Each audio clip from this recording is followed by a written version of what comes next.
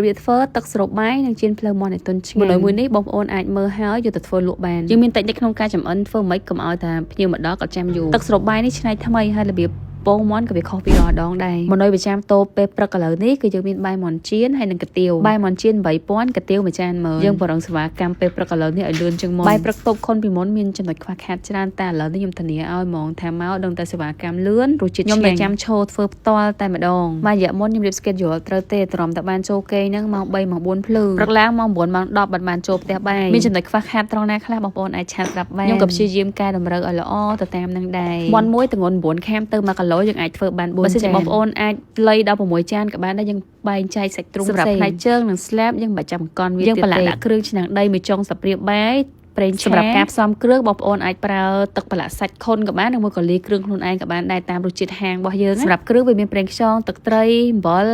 ហើយនឹងស្ករប៊ីចេងសម្រាប់គ្រឿងតុកខុនវិញយើងមានគ្រឿងឆ្នាំងដីនិងទឹកប្រឡាក់សាច់ទុកធ្វើបាយមាន់របស់យើងថ្ងៃនេះគ្រឿងខុនឥឡូវនេះកំពុងតែមាន promotion ផងដែរបងប្អូនទិញអស់$30យើងមានថែមជូនទឹកភ្លាមម្ដងនិង free សេវាដឹកផងដែរគ្រឿងអស់នឹងឲ្យបងប្អូនធ្វើម្ហូបញ៉ាំបានយ៉ាងងាយស្រួលមកទឹកប្រឡាក់សាច់ខុនម្ដងយើងបន្ថែមស្ករមួយលាបព្រាទៅលើហ្នឹងសម្រាប់មាន់ធ្វើស្អាតរួច4គីឡូបើមានពេលយើងធ្វើត្រៀមទុកប្រយុទ្ធមុនទៅសម្រាប់ទឹកស្រូបបាយវិញយើងធ្វើស្តៀងទឹកបៀកនំប៉័ងយកថ្លាមាន់ត្រាំជាមួយទឹកដោះគោស្រស់ហើយសាច់ជ្រូកលាយខ្លាញ់នេះក៏ច្រាំវាឲ្យរាងមាន់បន្តិចមកអត់ប្រើសាច់សុទ្ធទេយើងប្រើសាច់លាយខ្លាញ់ក៏បានសាច់3ជាន់ក៏បានដែរខ្ទឹមសលាយជាមួយនឹងខ្ទឹមបារាំងក៏ច្រាំវាឲ្យម៉ត់ចូលគ្នាទឹកស្រូបបាយនេះឆ្ងាញ់ណាស់ហើយទុកក្នុងទូត្រជាក់បានចូល3ថ្ងៃ4ថ្ងៃយើងប្រើខ្លាញ់យ៉ាងច្រើនរួចបំពងខ្ទឹមសនិងខ្ទឹមបារាំងនេះឲ្យឡើងឈ្ងុយខ្ញុំដាក់សាច់ជ្រូកក៏ច្រាំចូលសម្រាប់រសជាតិយករសជាតិស្រាលយើងដាក់ទឹកប្រឡាក់សាច់ចូល2ស្លាបព្រាបាយទៅបានដែរសម្រាប់មួយឆ្នាំងតូចបន្ថែមទឹកស៊ីអ៊ីវ1ស្លាបព្រាបាយរសជាតិទឹកស្រូបបាយរបស់យើងអត់ធ្វើផ្អែមណាបងប្អូនយើងធ្វើរៀងប្រៃឡំឡំហើយអត់យកដុតទេយករៀងស្រាលទៅបៀកមួយបាយមកឈ្ងុយមកឆ្ងាញ់ឆ្អិនសាច់ហើយយើងយកថ្លើមមាន់ដែលយើងបានត្រាំជាមួយទឹកដោះគោនោះទៅកិនឲ្យម៉ត់បែបនេះពេលហ្នឹងយើងបន្ថែមប៊ឺមួយចុងសាព្រាបាយទៅ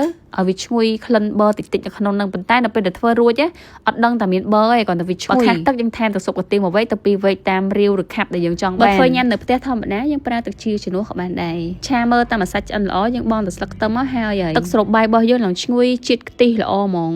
យើងចង់ស្រូបជាមួយបាយច្រើនប៉ុណ្ណាក៏អត់តលន់ដែរបងប្អូនមានតែឆ្ងាញ់សម្រាប់បងប្អូនដែលធ្វើនៅតាមហាងបាយយើងអាចជៀនមាន់ឆ្អិនម្ដងសិនក៏បានដែរប៉ុន្តែសម្រាប់ការជៀននេះយើងមិនមែនជៀនឲ្យវាគ្រាមទេថាខជៀនណាបងប្អូនយើងដាក់មាន់ជាមួយនឹងទឹករបស់វាដែលចិញ្ចៀតមកហ្នឹងចូលជាមួយខ្លាញ់ហ្នឹងទាំងអស់អត់កំហុកភ្លើងខ្លាំងទេយើងប្រើភ្លើងមកល្មមជៀនរហូតតតែវាឆ្អិនល្អបើសិនជាវាស្ងួតទឹកបងប្អូនអាចថែមទឹកជាចូលក្នុងខ្លាញ់ហ្នឹងក៏បានដែរឲ្យវាឆ្អិនបែបពេលដែលភ្ញៀវបងប្អូនដាក់ខ្ទះថ្មីរួចហើយយកមាន់ហ្នឹងទៅដាក់ជៀនឲ្យវាឡើងពណ៌ក្រហមហើយក្រៀមបន្តិចតែប៉ុណ្្នឹងទៅមាន់របស់យើងក្រៀមខាងក្រៅទន់ខាងក្នុងមានជាតិសំណើមល្អមែនតើនៅពេលដែលគេកំងភ្លាមបានញ៉ាំភ្លាមបងប្អូនចង់ដាក់ទាំងមូលក៏បានយើងកាប់កង់ឲ្យហើយក៏បានដែរតាមការចូលចិត្តមាន់របស់យើងនៅសើមល្អណាស់ហើយវាចូលចិត្តសពពេញសាច់មាន់តែម្ដងតែប៉ុណ្្នឹងហើយ